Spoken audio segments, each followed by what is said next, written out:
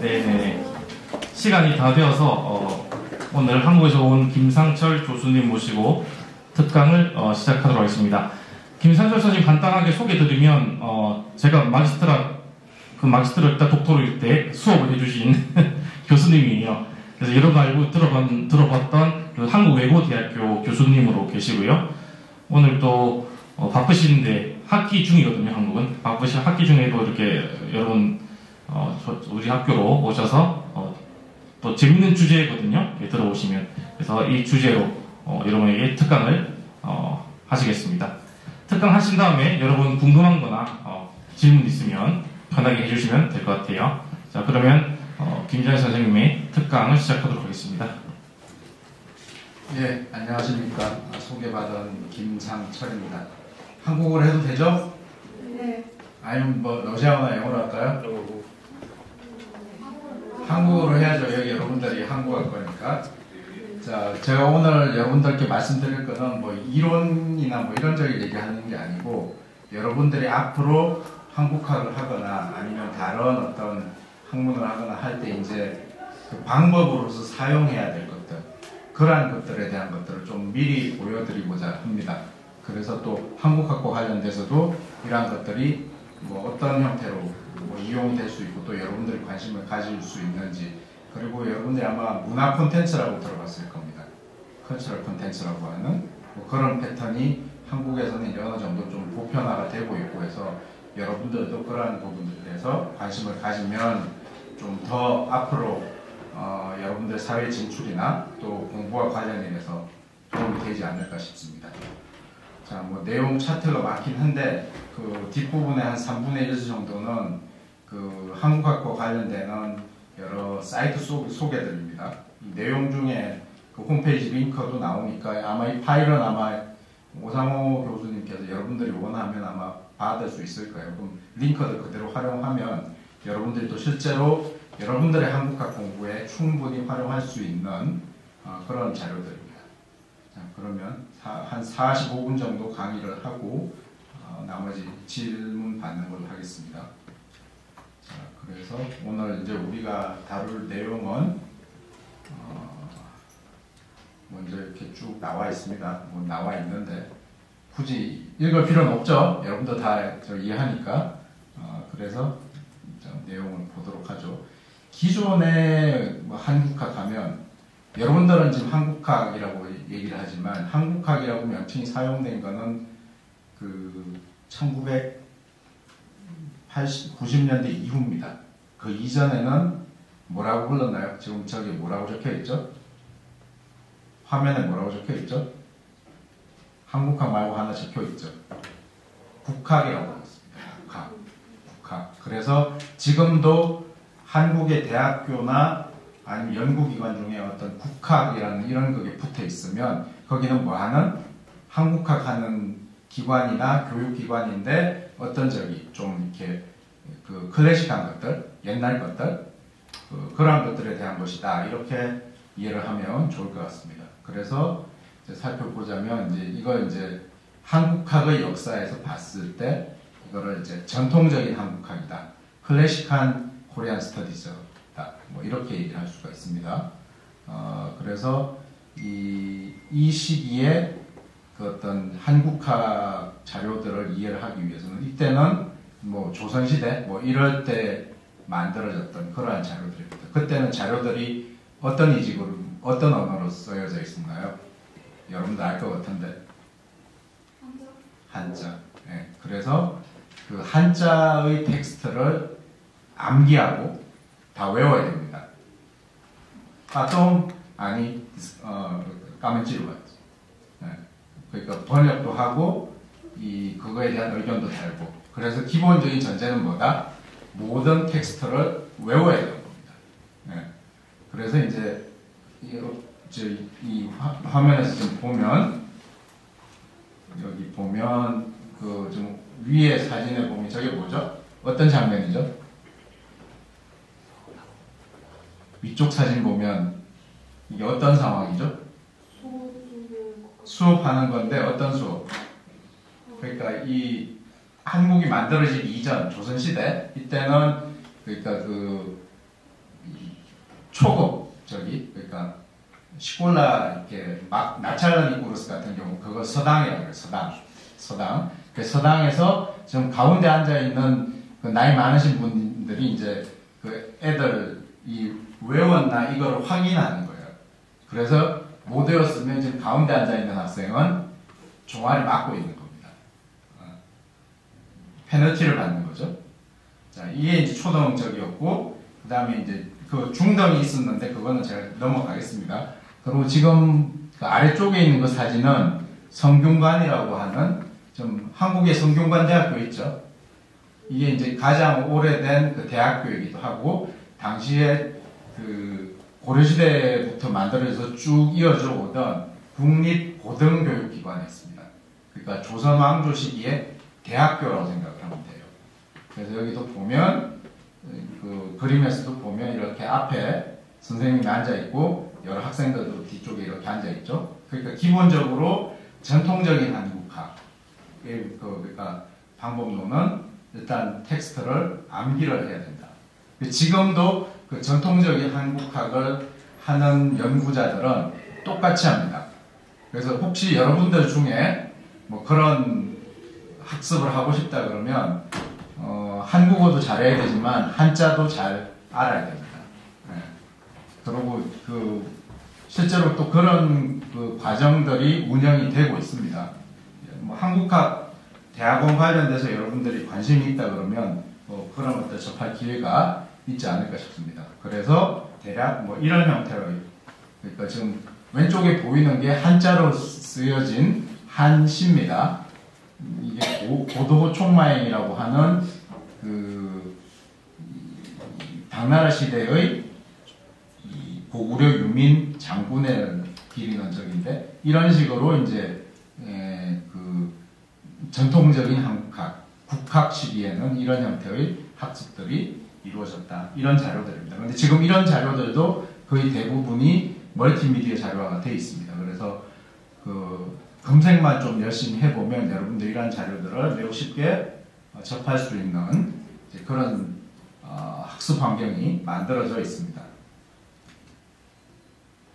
그 다음에 이제 좀 최근에 와서 2000년부터 한 2010년 사이, 즉, 그 뭐 디지털화, 이렇게 얘기를 할 수 있고요. 그리고 이제 좀 더 쉽게 얘기하자면 한국학을 공부하는데 인터넷을 적극적으로 활용하기 시작합니다. 그래서 뭐 내용 설명되어 있습니다만 왼쪽에 지금 보이는 이 사진, 그 사진이 뭐냐 그러면 이게 조선 왕조실록이라고 그 조선 디나스티의 개별 그 왕들에 대한 기록입니다. 근데 이 실록은 그러니까 이 왕이 살아있을 때는 왕이 하는 모든 말이 기록으로 남아요. 다 손으로 적습니다. 죽고 나면 이 책을 만들어요. 그래서 이게 왕별로 다 남아있는데 그러니까 그 이러한 자료들을 모두 디지털화를 했습니다. 그래서 뭐가 가능하냐. 자, 책으로 돼 있으면 그 책 안에 어떤 내용이 있는지 알아보려면 어떻게 해야 됩니까? 그 책 내용을 다 읽어봐야 되죠. 그죠? 근데 이제 그 오른쪽 화면에 보면 이것들을 인터넷에 다 그 입력을 해서 그 키워드만 인풋을 하면 관련 내용들을 다 찾아볼 수가 있습니다. 그래서 이제 그 왕조실록에 나오는 여러 가지 당시의 사회 현상들, 문화 현상들을 가지고 이 여러 가지 또 드라마들이 만들어지죠. 뭐 대표적인 게 뭐 어떤 게 있을까요? 여러분들이 기억할 만한 드라마면 성균관 뭐라고 시작되는 드라마 있었죠? 그죠? 그것들도 그게 이 드라마를 만들 수 있도록 가능해진 게 이러한 디지털 자료화가 됐기 때문에 한자를 모르는 일반인들도 그 왕조실록에 포함되어 있는 내용들이 뭔지를 가지고 이렇게 그걸 이용을 할 수가 있게 된 겁니다. 여러분들 같은 경우도 이런 조선 역사나 이런 적에 관심이 있다면 이런 것들을 활용해 볼 수가 있죠. 지금 화면이 작아서 지금 여기 잘 안 보이긴 하는데 여기 지금 화면에 쭉 보면 그 왕별로 이렇게 쭉 다 적혀 있습니다. 그래서 이 왕별로 되어 있는 여기를 클릭해서 들어가면 그 왕 시기의 어떤 역사나 문화 그것들이 이제 한국어 텍스트로 번역이 돼서 이제 읽을 수가 있죠. 그리고 출력도 할 수 있고 그러니까 뭐 이런 것들도 여러분들이 한국학 공부와 관련돼서 그 좀 더 적극적으로 관심을 가지고 활용할 필요가 있을 것 같습니다. 그래서 조선왕조실록 또 이것들을 볼 수 있는 사이트도 뒤에 또 소개를 하겠습니다. 그 다음에 그럼 이제 2020년 이후에 와서 한국학 그럼 뭐가 바뀌냐 그러면 인터넷은 똑같이 활용하죠. 근데 여러분들도 요즘 인터넷 관련되면 뭐를 사용해요? 예전 같으면 그냥 인터넷에서 서칭만 했는데 요즘 뭐를 씁니까?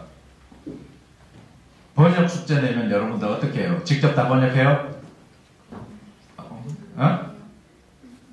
그 번역기 좀 쓰죠? 쓰고 좀 고치죠? 번역기 그대로 쓰면 이상해집니다.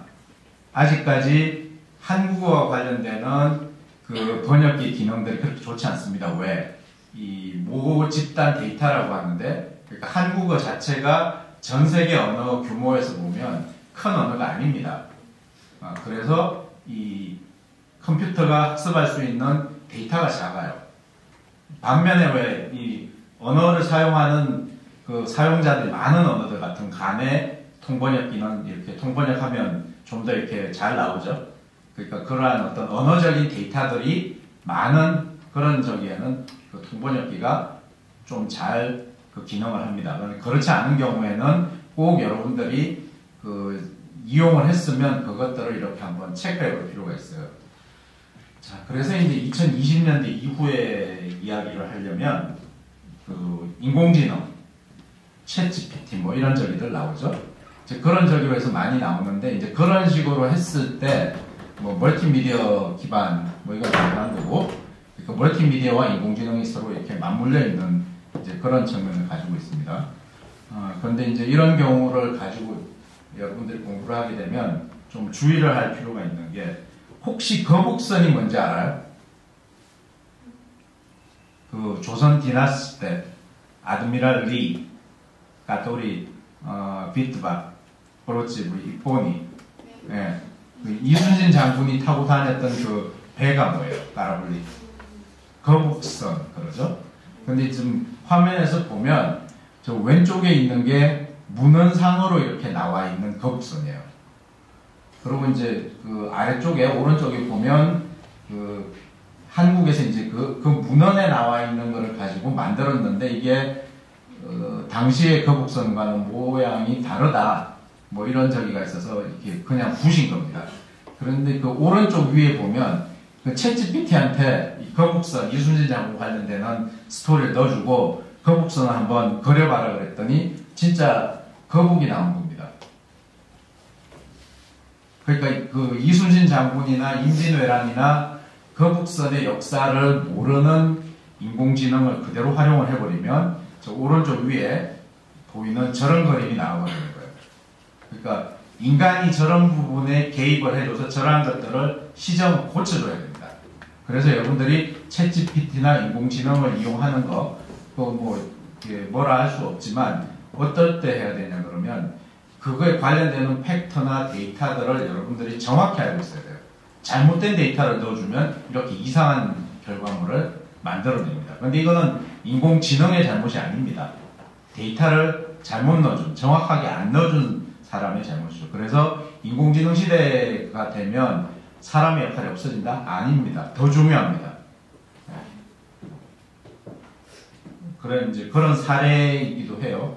그리고 이제 뭐 또 이런 저기에 또 어떤 사례가 있나 그러면 예를 들면 여러분들 지금 카자흐스탄 적이니까 투르크의 역사, 고대 투르크의 역사 뭐 이런 저기도 잘 모르죠. 그래서 일부가 그런 그 텍스트 자료들을 챗GPT에 넣어서 그 당시의 투르크의 모습, 투르크 전사들의 모습을 한번 그려봐 해서 이렇게 나오는 거 보면 오늘날의 어떤 사이버 전사 뭐 이런 이 사이버 워리어 이런 적의 모습들이 나옵니다. 그것도 역시 마찬가지예요. 데이터를 잘못 넣은 거죠. 그래서 그 인공지능 시대가 저기라 그래서 여러분들이 한국학을 소홀히 해서는 곤란하다. 여전히 더 정확히 잘 해야 됩니다. 그래야지 멀티미디어로 나오는 자료들이 왜곡되지 않고 정확하게 나올 수가 있다라는 거죠. 그래서 2020년대 이후 현재 진행형이죠. 그래서 뭐 인공지능 이런 저기들 이런 것들 그리고 뭐 통번역 같은 경우도 역시 마찬가지입니다. 그 인공지능 이용해서 아마 통번역을 해보면 조금 이렇게 겉보기에는 되게 이렇게 통역 잘 됐다라고 생각할 수 있는데 꼼꼼히 보면 그것도 허점이 많습니다. 뒤에 그 관련돼서 좀 더 자세한 얘기를 할게요. 자, 그래서 멀티미디어 시대의 그 한국학 분야 뭐 어떤 저기가 있냐. 그래서 하나의 학문에서 다루는 그런 저기로 있으면 뭐 여러분들 지금 하고 있는 필롤로지, 어문학, 그 다음에 인문학이라고 그러죠. 휴먼 사이언스. 그러니까 역사, 철학, 뭐 언어, 문학 뭐 이런 것들 다 여기 해당이 되죠. 그 다음에 소셜 사이언스, 그 사회학, 뭐 정치, 경제, 국제관계 뭐 등등등 이런 저기가 있고 그 다음에 또 이제 많이 관심을 가지고 저기 하는 게 학제간 연구라고 합니다. 멀티디스플리너리 리서치. 그래서 여러 분야의 학문의 방법론들을 가지고 와서 어떤 특정 주제들을 분석하는 한국학이 이제 그런 저기가 되겠죠. 한국 정치가 아니고 뭐 한국의 어떤 특정 사회 현상을 분석을 한다. 그럴 때 이제 뭐 정치적인 어떤 접근법, 경제적인 접근법 또는 문화적인 접근법 그것들을 여러 가지를 다 사용하는 이제 그런 방법이죠. 그래서 이제 지역 연구, 그 다음에 지역 연구라면 이거는 특정 나라나 아니면 그 나라 이상의 좀 더 큰 지역 그것들을 얘기합니다.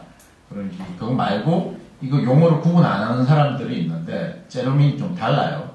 지방 연구라고 하면 그러니까 우리 그 지방 이렇게 얘기하죠. 여기를 카자흐스탄으로 치면 이제 오블라스노이 이주체니가 되겠죠.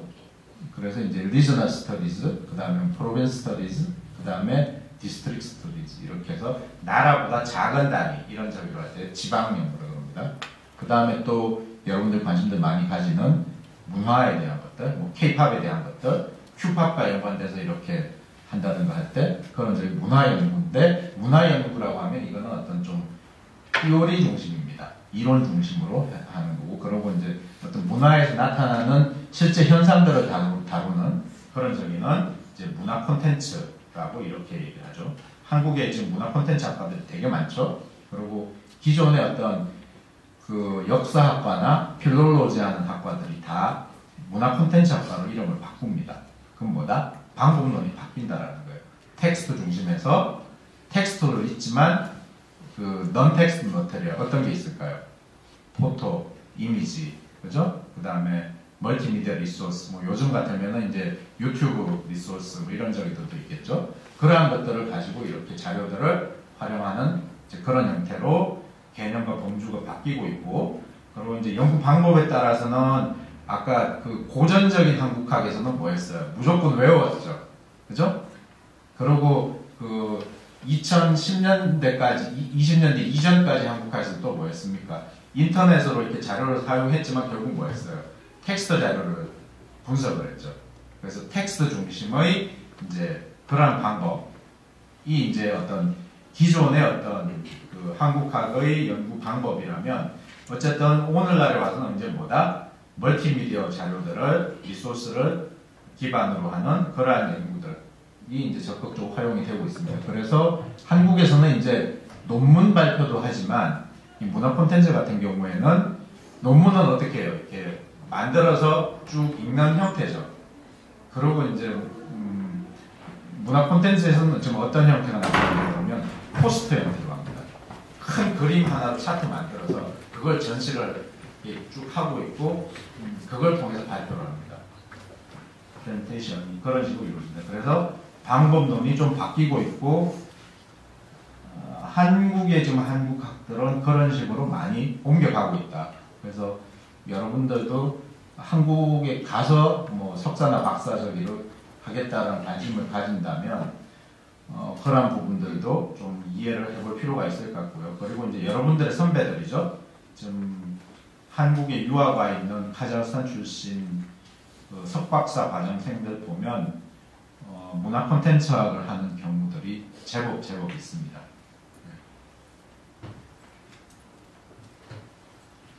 자, 그래서 이제 뭐 새로운 방법론 쭉 나와 있는데 뭐 크게 뭐 다른 차이가 없습니다. 아까 설명했던 것들 그런 그것들인데 특히 이제 사진이나 비디오 등의 그 멀티미디어 자료들, 시각 자료 또는 여기에는 안 적었는데 그 음성이죠, 보이스 자료, 시청각 자료라고 그래요.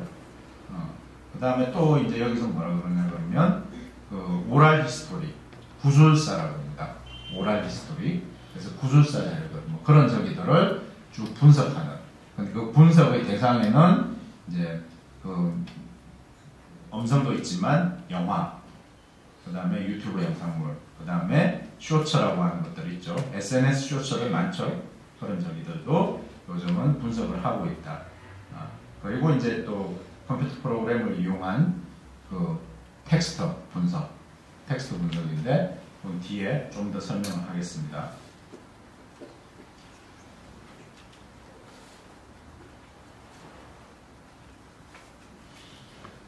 그리고 이제 새로운 추세가 아까 얘기했던 것처럼 인공지능 기술하고 이제 연계돼서 이렇게 분석을 많이 한다라는 것들이죠. 그래서 인공지능 관련돼서 지금 언어 학습 관련돼서 가장 많이 하는 게 뭐 통번역 연습이나 이제 언어 학습입니다. 텍스트 교정의 어떤 보조 수단이에요. 메인 수단이 되면 안 됩니다. 왜? 인공지능이 번역하는 게 어떤 모집단이 작으면 정확성이 떨어집니다. 자, 그러면 그 한국어 카자흐 번역이 정확하겠습니까? 영어 카자흐 번역이 정확하겠습니까? 러시아어 카자흐 번역이 정확하겠습니까? 어딜 것 같아요? 네, 러시아어 카자흐 번역이 현재는 가장 정확합니다. 그래도 여러분들이 어떤 교정의 과정, 리뷰잉을 해야 되는 것들은 필수예요. 왜? 인공지능이 번역하는 것을 들어보면 문장이 길잖아요. 중간에 빼먹습니다. 그리고 인공지능이 판단해서 중요하지 않은 뭐 문법의 요소도 있죠. 그것도 역시 빼먹습니다. 그래서 겉으로 보기에는 대단히 좋은 문장인 것 같아요. 그런데 실제로 여러분들이 가지고 있는 원문과 번역문을 비교를 해보면 빼먹은 게 많습니다. 그런데 이제 모르는 사람이 보면 매우 잘하는 것 같죠. 근데 그건 그렇지 않다라는 거예요. 아직까지. 점점 이제 그러한 것들을 이제 개선시키기 위해서 이제 인공지능을 이제 데이터적인 측면에서 많은 학습들을 시키고 있습니다. 그래서 통번역과 관련돼서 뭐 어떤 사람들은 그렇게 얘기합니다. 인공지능이 활성화되면 통번역사가 필요하지 않다라고 얘기를 하는데 그거는 일상생활에서 매우 쉬운 상황 그런 적에는 그럴 수 있습니다. 그런데 그렇지 않은 경우 전문적인 분야 이런 저기에서는 더더욱더 인간 통역사의 개입이 필수적입니다. 왜? 어떤 비즈니스나 전문성과 관련된 그런 저기를 다룰 때는 단어 하나 차이 또는 같은 단어라도 그 단어가 가지고 있는 맥락의 차이에 따라서 내용이 완전히 바뀝니다. 그런 측면들이 있기 때문에 절대 그 인공지능이 통번역에 도입이 된다 그래서 인간의 역할이 없어진다. 그거는 아무것도 모르는 사람이 하는 소리입니다. 그 다음에 한국학 관련돼서 역시 또 그 텍스트 자료들을 뭐를 통해서 이제 인공지능이 시각화를 한번 해보는 게 인공지능이 스스로 시각화를 하는데 근데 이제 문제점은 뭐다? 인공지능이 지 마음대로 할 수 있다는 거예요. 그러니까 그 시각화를 이렇게 데이터를 넣어주는 사람이 제대로 된 데이터를 알고 있어야 돼요. 그러니까 제대로 된 어떤 맥락이나 자료들을 이해를 할 필요가 있다라는 거예요. 그리고 이제 이런 경우들 같은 경우에 아까 뭐 조선왕조실록 그런 얘기도 했었지만 과거에는 일반인은 접하기 힘들었던 접근하기조차도 쉽지 않았던 그런 자료들이 인터넷을 통해서 번역이 돼서 제공이 됨으로 해서 일반인들도 접근이 가능하다는 거죠. 그러니까 이해도가 높아지고 그것들을 이해할 수 있는 사람들도 늘어난다. 그 다음에 또 뭡니까? 역사 같은 경우는 이미 지나가 버렸기 때문에 우리가 어떤 그 이미지화 할 수 있는 건 우리 상상력으로 할 수밖에 없죠. 그런데 이제 그런 상황이나 순간들에 대해서 어쨌든 인공지능의 그 이미지 기능을 빌려서 비주얼리제이션을 해볼 수 있다라는 거죠. 그래서 지금 인터넷에 찾아보면 잘 검색해 보면 19세기 말의 조선, 그러니까 19세기 말부터 20세기 초에 이제 일제 강점기에 들어가죠. 그 일제 강점기가 아니었다면 조선이 어떻게 발전했을 것인가, 그것들을 이제 챗GPT 인공지능을 이용을 해서 이렇게 이미지로 만들어서 이렇게 일부 사이트에 검색해 보면 찾아볼 수가 있습니다. 그래서 그런 것들도 여러분들이 활용할 수 있을 거죠. 그 다음에 또 요즘 또 많이 쓰는 게 뭐죠? 이미 돌아가신 그 위인들, 역사적인 인물들, 이 사람들의 그 일부 목소리나 그런 것들을 이용을 해서 어떤 가상의 인물들을 만들어내죠. 뭐 페이크 기술을 활용을 한 거긴 하지만 어쨌든 그 사람이 했던 어떤 유명한 말이나 사건의 현장을 어떤 그 인공지능을 통해서 그 가상현실로 이렇게 만들어내서 좀 더 이해도를 높이는 그런 측면들이 있다라는 거죠. 그래서 결국 이거는 뭡니까? 이 비주얼화가 중요한 거는 결국 뭐예요? 사람들이 언어는 몰라도 제대로 된 영상이나 비주얼, 시청각 자료를 보면 상황이나 맥락을 거의 정확하게 이해할 수 있기 때문입니다. 그래서 뭐 이런 얘기가 있죠. 잘 만들어진 연극이나 영화나 오페라는 그 해당 언어를 몰라도 관객이 다 이해할 수 있죠. 이제 그런 측면에서 어떤 인공지능, 멀티미디어를 활용하는 어떤 자료들의 시각화, 상황의 시각화 이런 것들이 중요한 의미와 기능을 한다, 이렇게 볼 수가 있겠습니다. 그 다음에 자, 지금 화면에 보이는 게 챗GPT입니다. 무료 서비스도 있고 유료 서비스도 있어요. 그런데 이제 이거는 잘 활용해야 돼요. 지금 한국에서는 지금 제일 문제가 이제는 그 리포트 과제를 잘 안 냅니다. 왜? 학생들이 다 챗GPT에 넣어가지고 다 해와요. 그런데 이제 읽어보면 다 알죠. 그래서 이제는 그 특히 한국에서 인문학은 방법이 바뀌었습니다. 어떤 주제를 주고 본인이 글쓰게 하는 것보다는 많은 내용을 주고 그것들을 압축시키는, 요약하는, 서머라이즈하는 그런 형태로 바뀌었습니다. 그래서 여러분들도 아마 그런 그러니까 좋은 어떤 인공지능 기술을 악용을 하면 이게 또 이상하게 바뀝니다. 그래서 지금 한국의 대학은 그게 문제예요. 그래서 챗GPT 여러분들이 하여튼 좋은 의도로 잘 활용을 하기 바랍니다. 아직까지는 무료입니다. 그런데 이제 어느 정도 이제 세월이 지나면 기능이 더 이렇게 발달되면 이것도 유료로 바뀌겠죠. 그래서 챗GPT와 관련돼서 중요한 거는 뭐다? 번역기로 쓰이자, 제일 아랫부분에 있지만 감수, 그러니까 번역기로서 챗GPT 능력, 이런 오류가 있는지를 꼭 확인해야 돼요.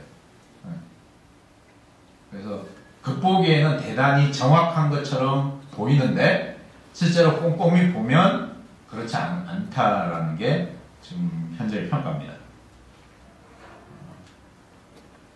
그래서 뭐 쭉 있는데 여기 뭐 무료 버전, 유료 버전이 또 한국에서 영어로 번역을 한 건데 달라요. 그래서 좀 주의할 필요가 있다. 그리고 이제 뭐 4번에 보면 한영 번역 시 챗GPT 한계 뭐 이렇게 있죠. 물론 이제 앞으로 점점 이런 부분들은 개선이 될 거예요. 그렇지만 여러분들이 이런 상황들을 알고 있어야 대응할 수 있다는 거. 그 다음에 또 이런 것들, 멀티미디어 관련되는 자료 분석 관련돼서, 그러니까 narrative analysis, narrative description이라고 하는데, 그러니까 statistical analysis가 아니고 어떤 그 상황에 대한 어떤 맥락, contextual understanding 이런 저기들을 할 수 있는 프로그램들입니다. 막소다, 아틀라스 T, 엔비보. 엔비보를 사실 가장 많이 활용을 합니다. 요즘은. 그래서 어떤 사회과학이나 인문과학에서 어떤 시오리를 만들고 그거에 대한 이렇게 그 근거, 그러한 것들을 찾을 때 이제 질적인 분석들을 하게 되는데 이러한 인공지능 기반의 소프트웨어 이런 것들이 조금씩 왼쪽 게 챗GPT예요. 그리고 오른쪽 게 MSN의 코파일럿인데 비슷하면서 조금씩 다릅니다. 그렇지만 여러분들도 한번 이런 것들을 이제 Generative AI라고 얘기를 해요. 생성형 AI라고 그러는데 인공지능이라고 얘기하는데 뭐 대표적인 게 챗GPT 있고 그 다음에 챗GPT가 워낙 그 영향력이 세지니까 마이크로소프트에서 재빨리 내놓은 게 코파일럿이죠. 여러분들이 윈도우즈 쓰면 지금 프로그램 최신적으로 깔면 코파일럿이 깔립니다. 코파일럿이 설치되면 컴퓨터 속도가 좀 느려져요. 인공지능적이기 때문에. 여하튼 여러분들이 앞으로 많이 활용을 해야 될 부분들입니다. 그리고 이제 뭐 중앙아시아 한국학과와 관련돼서 뭐 이런 식의 특화된 주제들, 것들을 한국학과 하시는 여러분들이 관심들을 가져야 됩니다. 그래서 뭐 비교어나 이런 부분들, 특히 카자흐와 한국어가 언어적으로 인접하다는 측면에서, 문법적인 측면에서, 링귀스틱뿐만 아니라, 포네틱스뿐만 아니라, 세만틱, 의미론이죠, 렉시콜로지, 어휘론이죠, 신텍스, 통사론, 뭐 이런 저기들, 그것들을 이제 주로 컴퓨터를 이용한 언어학 형태로 이렇게 많이 분석들을 하고 있고, 이러한 과정에서는 이제 특히 어떤 언어적인 메가데이터, 많은 사례들이 이제 활용들이 됩니다. 그 다음에 비교인문학은 아까 뭐, 이야기했던 그런 맥락에서 이제 카자흐와 한국 간의 또는 중앙아시아와 한국 간의 뭐 그런 여러 주제들 얘기를 할 수가 있을 것 같고, 그 다음에 여기에 있는 여러분들이 관심 가져야 되는 게 고려인과 관련되는 이런 부분들입니다. 그래서 뭐 굳이 이거는 더 저거 하진 않겠습니다. 그렇지만 현지에 있는 연구자들과 한국에 있는 연구자들이 어떤 이 고려인과 관련된 주제, 고려인의 문화와 관련된 주제, 이런 저기를 접근할 때 접근하는 방식이 매우 많은 차이가 있습니다. 그 격차가 좀 많은데 그러한 격차들을 채워줄 수 있는 게 바로 여러분들의 역할이라고 할 수가 있을 것 같고요.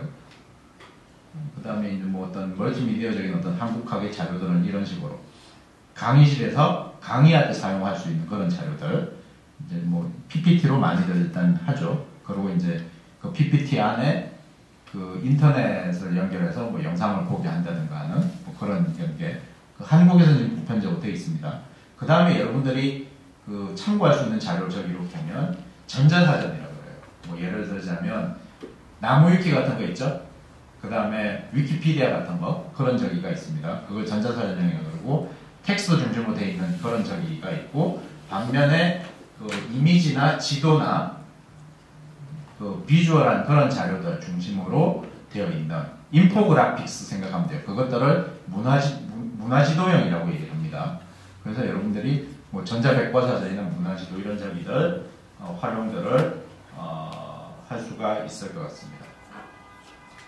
자, 그리고 이제 뭐 주요 리소스도 나오는데 이거는 링크가 있으니까 뒤에 이미지들 보는 걸로 넘어가도록 하죠. 어쨌든 이런 식으로 많습니다. 나중에 파일 받아서 여러분 한번 직접 들어가 보세요. 그리고 뭐 여기서 여러분들 뭐 논문을 쓰거나 뭐 아니면 행사 준비를 할 때 한국의 어떤 자료가 필요하다 그러면 이런 저기들 충분히 활용하실 수 있도록 다 이런 것들은 무료로 다 공개가 되어 있습니다. 그 다음에 사회과학 분야 저기를 하면 뭐 이런 식의 여러 정부 사이트들, 통계 사이트들 뭐 이런 저기들 여러분들 활용하면 되고요. 여기 돈 내고 서비스 받는 해야 되는 저기는 포털밖에 없습니다. 나머지는 다 그 무료로 제공됩니다. 그 다음에 뭐 또 그 관련 분야들 이런 저기들이 있고요. 자, 그럼 이제 뒷부분에 이걸 보도록 하죠. 관련 주요 홈페이지. 이거는 여러분들이 구글에서 그냥 검색해보면 쭉 나오는 거예요. 한국에 있는 박물관. 네. 이건 누구나 쉽게 할 수 있는 거죠. 구글어스에서 한국의 박물관을 먼저 딱 해보면 바로 나옵니다. 구글에서. 그 다음에 이거는 이제 콘텐츠 진흥원이라고 하는 문화 콘텐츠 중심으로 하는 그 한국의 정부 기관입니다. 여기도 가보면 콘텐츠 정책이나 어떤 앞으로의 어떤 트렌드와 관련된 그러한 자료들 그것들을 한국어로 된 자료들도 있고요. 뭐 영어로 된 자료들도 있는데 어쨌든 여러분들이 활용할 수 있고 다 다운로드가 가능합니다. 그 다음에 이제 이거는 한국 역사와 관련되는 자료들을 디지털리제이션한 그런 자료들이에요. 디지털 아카이브라고. 이거는 이제 주로 한국학중앙연구원이라고 여러분들이 한국학을 계속 그 석사나 박사과정 하겠다 그러면 한국에서 선택할 수 있는 그 대학원 과정이 개설이 되어 있습니다. 참고로 한국어 능력이 4급 이상이면 그리고 여러분들 한국학이나 한국어 전공자 저희가 여기 지원하면 장학금, 기숙사 다 제공됩니다. 대신 도시하고는 좀 거리가 멀어요. 그래서 공부하는 거 말고는 딴 거 할 게 없습니다. 물론 거기서 버스 타고 나가면 뭐 놀 수 있겠지만 참고로 강남 가려면 좀 시간 걸려요. 이런 자료들 그래서 이제 이런 형태로 세부적으로 만들어져 있습니다.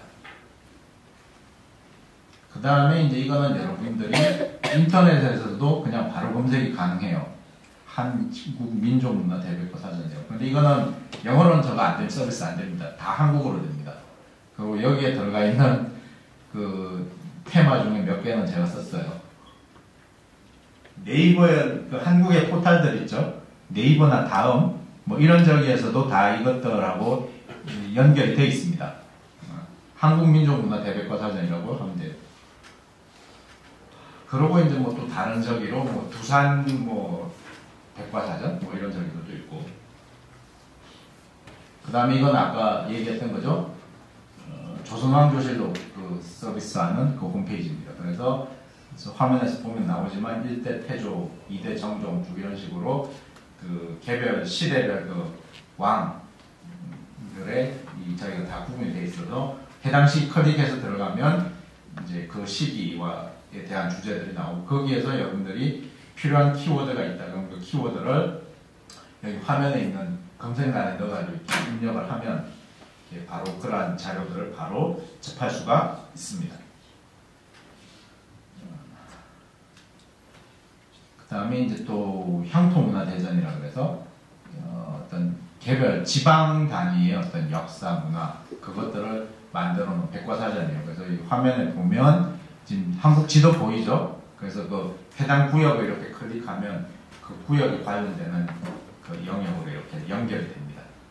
그래서 이러한 것들도 여러분들이 좀 더 심화해서 이해하는데 활용할 수 있는 수단들입니다.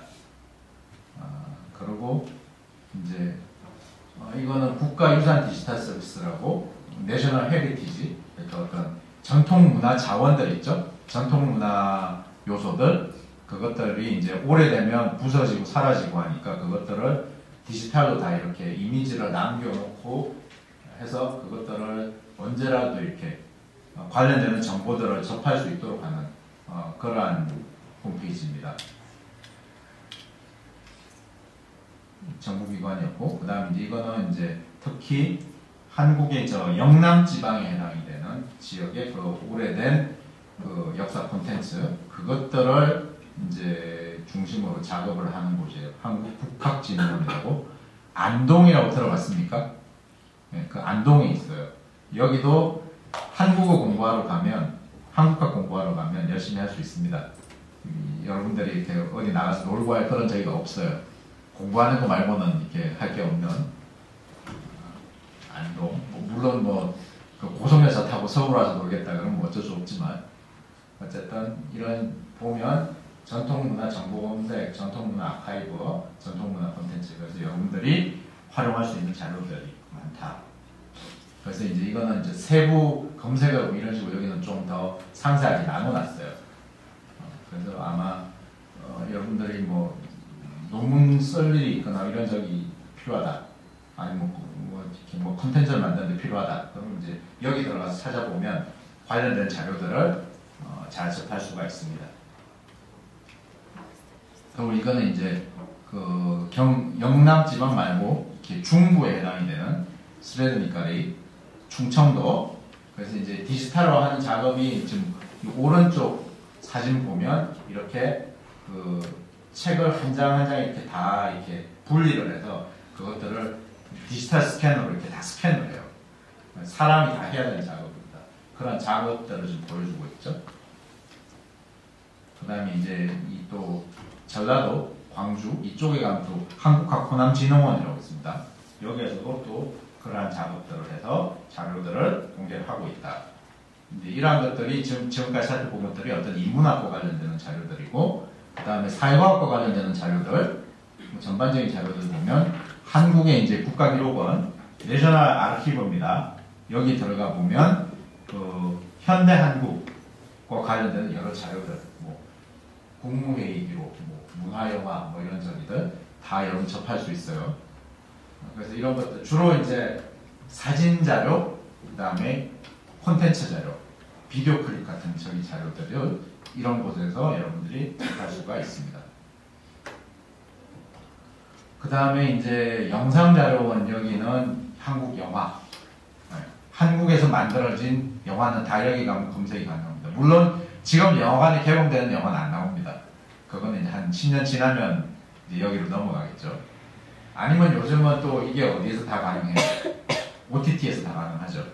넷플릭스나 구글 같은 경우, 저기 유튜브 같은 경우도 유료 영화 저기에 보면 한국 영화들이 보입니다. 유명한 영화들이. 그래서 여러분들이 활용할 수 있는 것들은 많이 늘어나고 있다. 그래서 관심만 가지면 이제는 어떤 지리적인 한계, 그것들이 다 극복이 되는 시대가 되었습니다. 그리고 이제 여기는 저기 그 한국의 저 전라남도 광주에 있는 아시아 문화전당이라는 곳에 있는 아시아 문화박물관인데, 여기는 그 한국학 관련된 저기도 하지만 아시아 전반을 다 커버를 합니다. 그래서 여기가 이제 뭐 펠로우십이나 스칼라십 같은 경우 그런 저기도 프로그램도 있으니까 여기도 여러분들이 관심 가지고 보면 광주에 공부하러 갈 수 있는 그러한 기회도 찾아볼 수가 있습니다. 그 다음에 이제 이거는 유네스코가 지원을 해서 전라도 전주에 있는 유네스코 아태 무형문화유산원, 그러니까 Intangible Cultural Heritage in Asia, 그 저기 관련되는 것들. 그래서 중앙아시아 관련되는 이렇게 그 무형문화유산들 있죠. 그런 저기들 여기에 미디어 자료로 여기에 많이 들어가 있습니다. 그래서 여러분들이 여기서도 또 찾아보시면 활용할 저기들이 많다. 거. 그리고 이제 마지막 거는 한국 정부의 공식적인 통계 자료가 나오는 통계청입니다. 여기서 사회과학 연구하는 경우에 자료가 없어서 이렇게 쩌쩌매는 경우들이 많은데, 요즘은 모든 자료들이 책이 아니라 이런 디지털 자료 형태로 나오기 때문에 이런 곳에 들어가서 여러분들이 다운받을 수도 있어요. 그래서 이러한 것들을 활용하면 한국학 관련되는 최신의 주제들도 좀 더 정확하게 할 수 있다는 측면에서 도움이 될 것 같습니다. 뭐 대략 이렇게 하다 보니까 지금 43분이네요. 자, 뭐 대략 제가 이렇게 얘기할 거는 한 것 같고, 그 질문적인 뭐 이렇게 직접적으로 하기가 힘들면 뭐 여기에 저한테 메일 주소 나와 있죠. 그리고 뭐 왓츠앱이나 텔레그램에 제 저기 다 나와 있으니까 뭐 그걸로 뭐 언제든 얘기하면 제가 거의 실시간으로 보니까 언제든 제가 답변을 해드릴 수 있을 것 같습니다. 예, 이걸로 마무리하죠. 네, 김상철 교수님께서 특강 내용 최근과 관련된 챗GPT라든지 AI 기술이라든지 이런 것들 위주로 한국학과 어떤 관련성이 있는지 잘 설명해 주셨고요. 자, 이제부터 여러분이 15분 동안 질문하고 대답하는 시간이에요. 그래서 여러분이 궁금한 게 있으면 교수님에게 질문하시면 돼요. 한국어 해도 되고 러시아어 해도 돼요. 영어도 돼요. 참고로 교수님 같은 경우는 여러분 태어나기 전에 뭉푸우즈 톡산 알튼 시절에 이미 카자흐스탄에 오셨어. 그렇기 때문에 굉장히 경험이 많으세요. 그래서 오늘 수업 관련된 것도 여쭤봐도 되고요. 뭐 나중에 미래에 한국에서 뭐 어떤 것이 뭐 필요할지 이런 것 자연스럽게 질문하면 될 것 같습니다. 아마 우리 오상호 교수님이 다 답변할 수 있을 것 같은데 저한테 넘길 것 같아요. 저는 도망가겠습니다. 자, 질문 없나요? 많이 있을 겁니다. 네. 인생생활에서 어떤 인공지능을 자주 사용하십니까? 저는 사실 인공지능 사용한 거를 검사하는 역할을 합니다. 학생들이 그 인공지능을 이용해서 이렇게 리포트 써서 오면 모르는 줄 알아요. 그런데 다 압니다.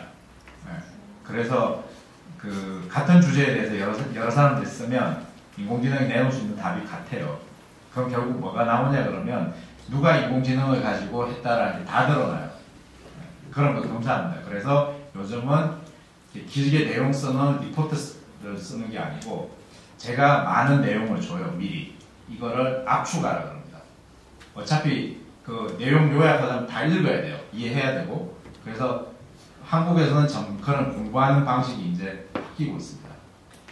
여기도 아마 그런 식으로 바뀌지 않을까. 앞으로 그 우스바이라부타 같은 거 그런 저기들이 의미가 없을 수가 있어요. 왜? 챗GPT나 이런 인공지능 이용하면 그 텍스트가 다 나오기 때문에. 그래서 그런 것들에 대해서 이제 대처를 해야 되고 이미 여기 교수님들도 그런 부분들에 대처를 하고 있습니다. 그러니까 모르겠지 하고 하면 다 압니다. 그러니까 이렇게 정직하게 하셔야 돼요.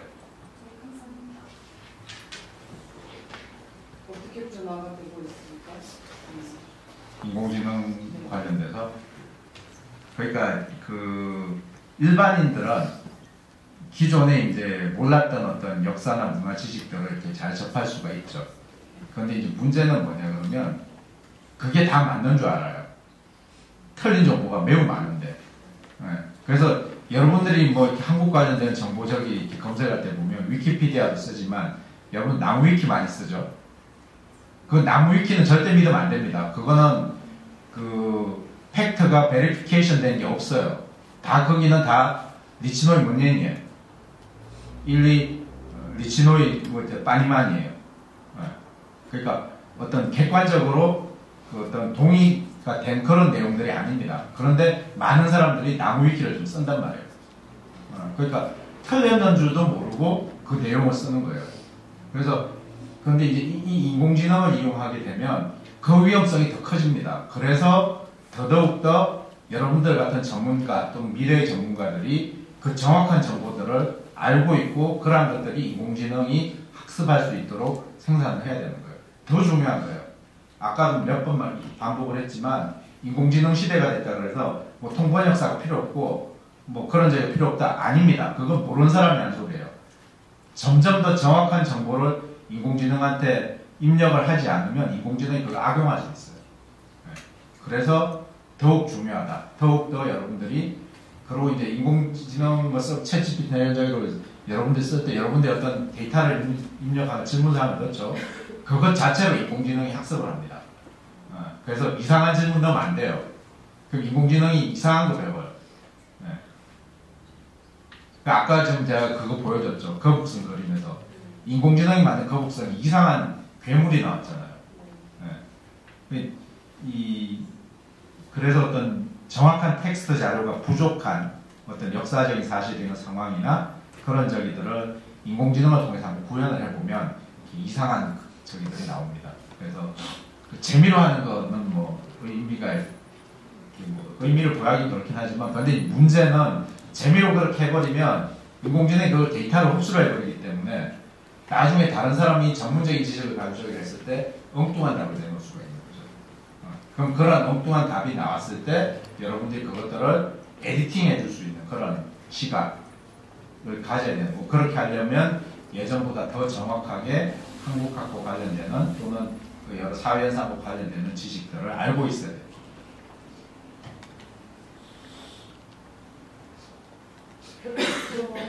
영어로 질문을 하는데. 네. So first, thank you for your lecture. And I have a question. As a student who's working on diploma right now as a course student, of course I have some difficulties, and it's especially about resources. And the question is, even if we talked about digitalization of information and current studies, but the question is, which resources should I trust more, like in digital way, or more like books, physical Actually, more question? Or can I answer? Yes. Actually, it is the same in printed versions and digitalized version because the digitalized version originally made from the original resources. 자, 한국어로도 할게요. 그 디지털 자료나 일반 서적 자료나 그 텍스트 자료죠. 그런 자료들이 동일합니다. 왜? 디지털 자료 만들 때 그거 새로 쓴 게 아니고 텍스트 자료로 있던 것들을 주로 어떤 식으로 스캔을 하거나 입력을 한 것들이에요. 그래서 그것들이 이 디지털 자료가 된 거지 그 별도로 만들어진 건 없어요. 물론 앞으로 만들어지는 것들은 얘기가 달라질 수 있습니다. 그러니까 원 오리지널 리소스가 텍스트가 아닌 경우에 그런 경우는 좀 얘기가 달라지겠죠. 그래서 그 웬만한 책으로 한국학과 관련된 텍스트 자료들은 그 책으로 나와 있는 것들이면 거의 다 여기에 다 들어가 있습니다. 그래서 아마 PDF로 다운로드 받을 수도 있을 거예요. 그리고 이제 뭐 검색 같은 경우는 그 인터넷에 접속해야 되는 그게 좀 불편하긴 하지만 그래도 어쨌든 아까 했던 그 뭐 네이버나 다음이나 이런 저기 검색을 하면 그 민족 문화나 이런 저기로 관련된 건 그게 자동으로 네이버에서 검색이 되는 게 아니고 그 민족 문화 대백과사전 인터넷 그 저기 바로 연결이 돼요. 그래서 여러분들이 좀 더 부지런하게 인터넷만 잘 활용을 하면 좀 더 많은 자료들을 찾아볼 수가 있습니다. 그런데 여기서 제가 주의 다시 한번 드리는 게 나무위키는 사용하면 안 돼요. 왜? 정보가 베리피케이션이 안 돼 있는 정보들이에요. 그리고 거기는 베리피케이션 프로세스 자체가 없습니다. 여러분들도 나무위키에 해당 이 텍스트 주제에 입력을 할 수 있어요.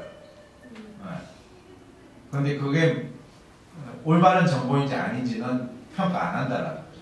그건 개인이 다 알아서 하는 거예요. 그런데 이제 문제는 특히 그 한국 여행 유튜버들을 보면 중앙아시아 관련되는 유튜브 그 자료를 만들 때 스크립트 만들죠. 그것도 다 나무위키를 써요.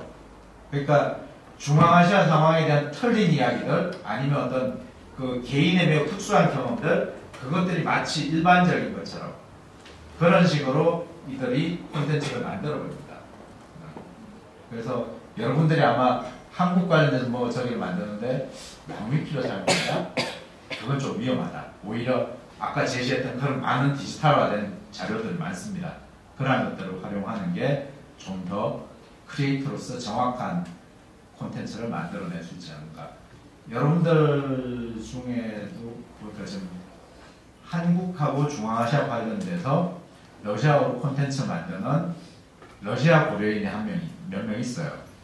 유튜브에서 보이는데 카자흐에서는 아직까지는 없는 것 같습니다. 아니면 한국 여행 와서 한국 여행 소개하는 그런 저기는 간혹 보이는 것 같은데 뭐 어쨌든 앞으로 여러분들이 좀 더 적극적으로 이런 새로운 방법론들을 활용해서 여러분들의 어떤 뭐 이게 창업과 관련돼서 여러분들 좀 더 창의적인 형태로 창업할 수 있는 방법론이 되기도 합니다. 그래서 공부도 열심히 하면서 또 경제생활 활동도 하고 하는 그런 측면에서 도움이 될 수 있는 방안이라고 생각을 합니다. 그래서 좀 적극적으로 활용했으면 합니다. 자, 또 다른 질문 있나요? 감사합니다. 제가 지금 한국 대학교에서 중앙아시아 학과가 그 한국 외국어 대학교와 그 부산 외국어 대학교에 없어요. 그렇게 들었어요. 그거 미래에도 그 중앙아시아 학과가 좀 많이 열릴 수 있어요. 그러니까 그 지금 대학교 차원에서 그 바클라바리안에서는 외국어 대학교의 중앙아시아과, 그 다음에 부산외대는 거기는 중앙아시아과였는데 지금 바꿨습니다. 그리고 거기는 원래 튀르키예 하는 학과였어요. 튀르키예가 이제 문화적으로 중앙아시아와 좀 관련이 되죠. 그래서 중앙아시아 관련 그 언어도 강의를 했는데 지금은 이제 다 거기는 그냥 튀르키예로 합니다. 그리고 이 중앙아시아하고 관련되는 이 가장 이렇게 이웃한 큰 나라 러시아, 그죠? 그래서 한국의 러시아 연구하는 관아 대학들에서 또 중앙아시아를 조금씩 다룹니다. 그렇지만 중앙아시아만 가르치는 저기는 현재로는 외대 중앙아시아과가 지금 유일하고요. 그렇지만 이제 대학원 과정으로 가면 많습니다. 그래서 그런데 여러분들이 모르겠어요. 중앙아시아학을 한다고 생각을 하고 한국 와서 한다 그러면 좀 곤혹스러울 수도 있습니다. 그러니까 이 나라 안에서 이 나라를 보는 그 시각하고 나라 바깥에서 이 보는 시각이 좀 달라요. 그래서 아마 정치적인 성향에 따라서 불편할 수도 있습니다. 어쨌든 관심은 많은데 제가 여기 중앙아시아 연구 시작했던 30년 전, 20년 전 이때도 한국에서 중앙아시아 연구해야 된다 그랬는데 사람들 별로 관심 없습니다. 지금도 그래요. 그래서 제가 20년 전에 해야 된다고 했던 그 얘기들을 지금도 똑같이 해야 됩니다. 그러니까 일반인들은 항상 뭐다? 이게 컴퓨터 메모리 중에 그냥 전원 꺼지면 싹 지워지는 거 램이죠. 램 같은 메모리인 거예요. 잠시 알고 지나가면 다시 다 잊어버려요. 그런 것들이 좀 더 활성화가 되려면 한국에서 일단 여기로 관광을 많이 오고 여기서 또 한국으로 많이 가고 해야지 사람들의 어떤 이 관련 정보에 대한 수요가 늘어나고 또 그것들은 자연스럽게 여러분들의 어떤 전공을 살리는 어떤 취업 가능성이 높아지는 것을 의미하겠죠. 어쨌든 전공 언어니까 열심히 잘 하면 좋겠습니다.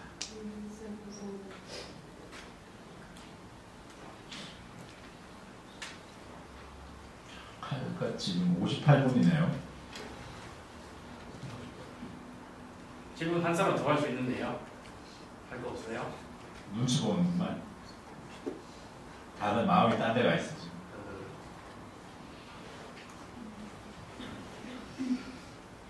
지금은 찾아오시고 러시아 공부한 거 없다고 말했어요. 그래서 보통 순서 사전적으로 인공지능을 사용하십니까? 그 자료 번역할 때 저는 좀 사용해요. 그러니까 그 드래프트 번역을 해놓고 그 다음 제가 그것들을 다시 봅니다. 왜? 틀린 번역들이 있기 때문에. 아니면 여러분들 만약에 이제 한국어 텍스트 번역을 해야 된다. 그러면 다른 언어를 한번 거쳐서 가요. 예를 들면 한국어에서 일본어 이거는 많아요. 텍스트가. 한국어에서 영어도 많습니다. 그런데 카자흐에서 한국어 바로 가면 뭐 데이터 자체가 적단 말이에요. 그러면 어떻게 하면 되겠어요? 카자흐에서 영어를 거치거나 카자흐에서 중국어 거치거나 카자흐에서 일본어 거쳐서 이제 그 이 3개 언어에서 한국어 다시 텍스트를 한번 가보는 거예요. 그러고 나서 이 두 텍스트를 한번 비교를 해보세요. 그러고 나서 이제 한국어에서 카자흐 텍스트 번역한 거 그거 다시 한번 번역을 해보는 거예요. 그 이제 이런 과정들을 몇 번 이렇게 반복을 하면 어느 정도 이렇게 개선이 돼요. 그리고 그런 과정에서 어떤 이 의미 번역이라고 그러죠. 그런 번역을 했는지 어떤 단어 대 단어 번역을 직역을 했는지 그런 것들도 알 수가 있어요. 그래서 그것들을 막연히 어떤 그 내용 파악하는 데 이용할 뿐만 아니라 어떤 번역의 형태가 어떤 형태로 이루어지는지 그런 것들을 파악해 볼 수 있는 기회이기 때문에 그래서 그런 것들을 좀 잘 활용을 하면 그냥 단순히 어떤 그 텍스트 자료 가지고 번역하는 것보다는 훨씬 더 많은 경험들을 할 수 있고 짧은 시간에 또 많은 내용들을 소화할 수 있다. 그렇지만 제일 중요한 건 뭐다? 인공지능 관련된 이런 기술들 좋은데 꼭 뭐를 해야 된다는 거예요. 검증의 절차를 거쳐야 되고 그것들을 할 수 있는 최종적인 역할은 사람이 해야 됩니다. 그렇기 때문에 사람들이 그 사람이 어떤 그거에 관련되는 더 정확한 지식들을 이해하고 학습해야 될 필요가 또 생기는 거죠. 그런 맥락에서 인공지능 시대가 온다 그래서 인문학 쪽에 위기가 온다? 그건 아닙니다. 그거는 매우 섣부릅니다.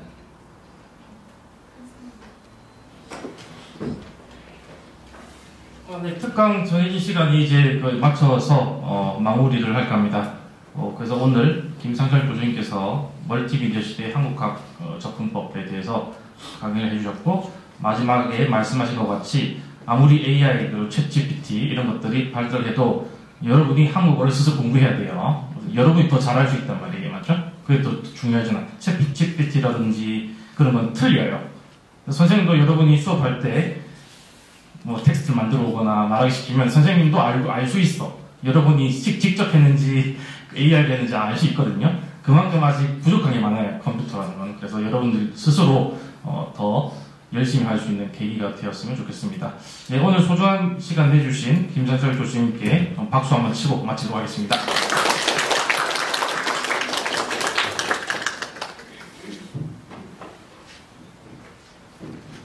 또 궁금한 건 이게 여러분 부끄러워서 질문 못한 거는 여기 연락처 있죠.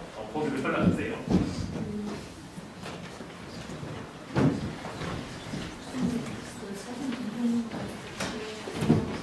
어디서? 이제 포토 찍어야 되니까 나오세요.